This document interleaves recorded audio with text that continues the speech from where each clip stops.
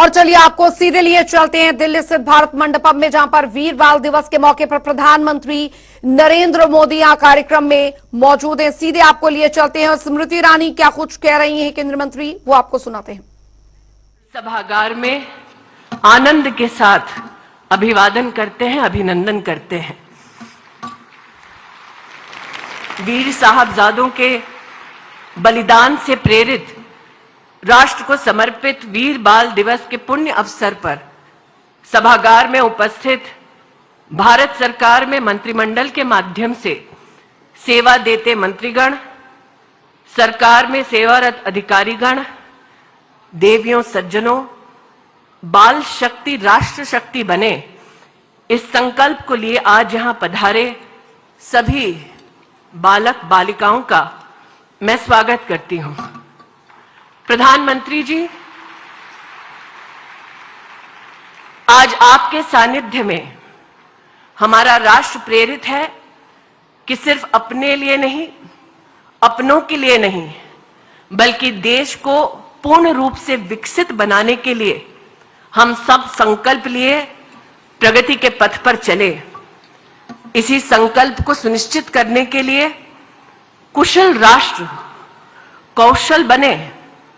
30 साल के लंबे अंतराल के बाद आपके सानिध्य में मातृभाषा को केंद्र बिंदु मानकर मातृभूमि को समर्पित नई शिक्षा नीति का गठन हुआ।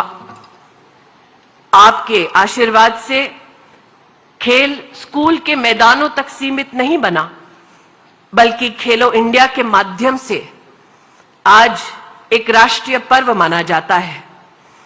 बेटी बचाओ बेटी पढ़ाओ मात्र नीति नहीं, नियत बन चुका है।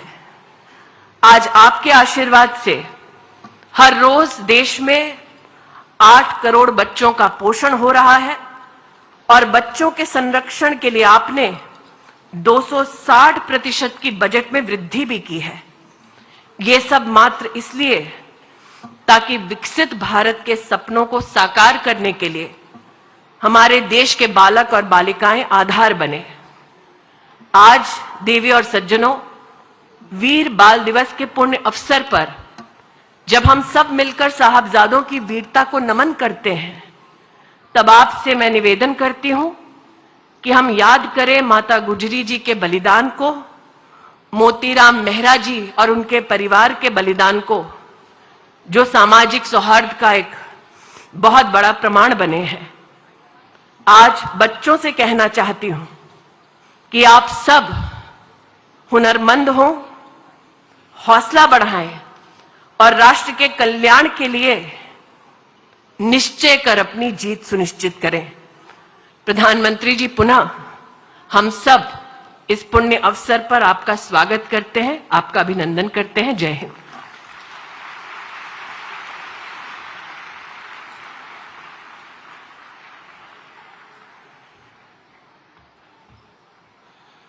बहुत बहुत आभार माननीय केंद्रीय मंत्री श्रीमती स्मृति जुबिन ईरानी जी का। हमारे यहाँ इस कार्यक्रम में उपस्थित सभी बालक बालिकाएं बहुत आतुर हैं, उत्सुक हैं कि इस आयोजन की स्मृतियों को वो सहेज सकें, इनकी फोटोग्राफ्स के जरिए, वीडियोस के जरिए। आपको मैं ये बता दूं कि जो नमो ऐप है उस पर फोटो बूथ सेक्शन है। कार्यक्रम के बाद इस कार्यक्रम से संबंधित जो फोटोग्राफ्स हैं वो वहाँ अपलोड होंगी और आप वहां से वो फोटोज देख सकते हैं, अपनी स्मृतियों के लिए भी उसे सहेज सकते हैं। देवियों सज्जनों, साहिबजादों के बलिदान पर हमने एक अल्प अवधि की फिल्म भी तैयार की है। आइए उस शहादत को स्मरण करें और देखें ये फिल्म। दिसंबर 1704।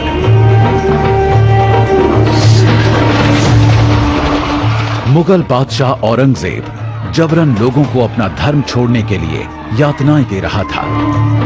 औरंगजेब के अत्याचारों के खिलाफ जब दशमेश पिता श्री गुरु गोविंद सिंह जी ने शस्त्र उठाए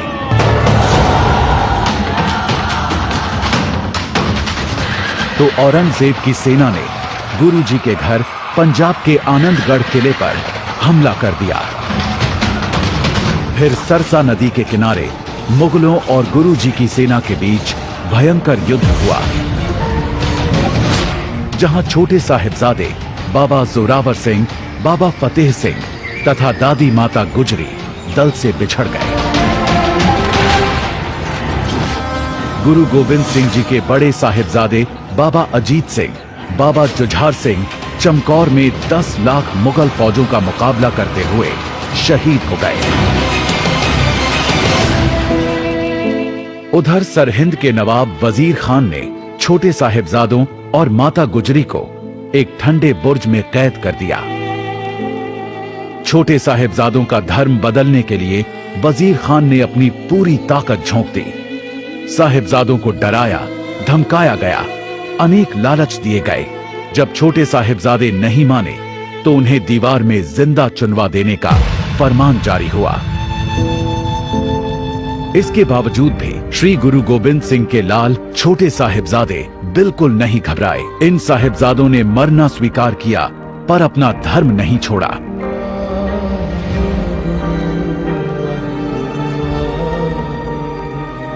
साहिबजादों के इस भुला दिए गए बलिदान को देश के सामने लाने के लिए और देश के बच्चों को प्रेरणा देने के लिए प्रधानमंत्री नरेंद्र मोदी ने पहल की। साल 2022 में 26 दिसंबर को वीर बाल दिवस घोषित किया। हमारे साहिबजादों का जीवन, उनका जीवनी संदेश देश के हर बच्चे तक पहुंचे, वो उनसे प्रेरणा लेकर देश के लिए समर्पित नागरिक बने। हमें इसके लिए भी प्रयास करने हैं। मुझे विश्वास है हमारे एकजुट प्रयास समर्थ और विकसित भारत के हमारे लक्ष्य को नई ऊर्जा देंगे। हम जान दे के औरों की जाने बचा चले, सिक्खी की नींव हम हैं, सरों पर उठा चले। वाहेगुरु जी का खालसा, वाहेगुरु जी की फतेह। प्रधानमंत्री नरेंद्र मोदी के नेतृत्व में सिख विरासत को संवारने के लिए करतारपुर कॉरिडोर, हरमंदिर साहिब में FCR की सुविधा, हेमकुंड साहिब में रोपवे प्रोजेक्ट, 84 दंगा पीड़ितों को शीघ्र न्याय दिलाने के लिए नई SIT, 80 के दशक में बनी सिखों की ब्लैक लिस्ट निरस्त और अफगानिस्तान में फंसे गुरु ग्रंथ साहिब व सेवादारों को एयरफोर्स के विशिष्ट विमान से लाने जैसे बड़े कदम उठाए गए हैं। आइए प्रण लें, जब भी देश पर कोई आपदा आएगी तो हम अपने कर्म से हमेशा भारत को आगे बढ़ाने का प्रयत्न करेंगे। चाहे हम देश के किसी भी कोने में हों, छोटे साहिबजादों से प्रेरणा लेते हुए वीरता से अपना कर्तव्य निभाएंगे, नए भारत को विकसित भारत बनाएंगे। जय हिंद।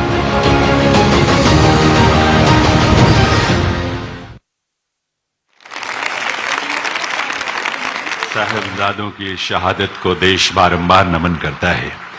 देवियों सज्जनों, दशम पातशाह गुरु गोविंद सिंह जी से प्रेरणा लेते हुए सिख संस्थाओं द्वारा संचालित शिक्षण संस्थानों में गतका का प्रशिक्षण दिया जाता है ताकि बच्चों में साहस और शौर्य का भाव पैदा हो।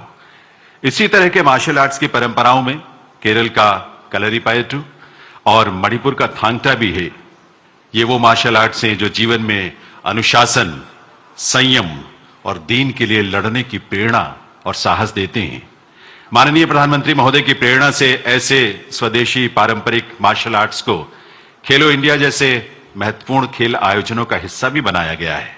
इससे इन्हें पहचान भी मिली है और सम्मान भी मिला है।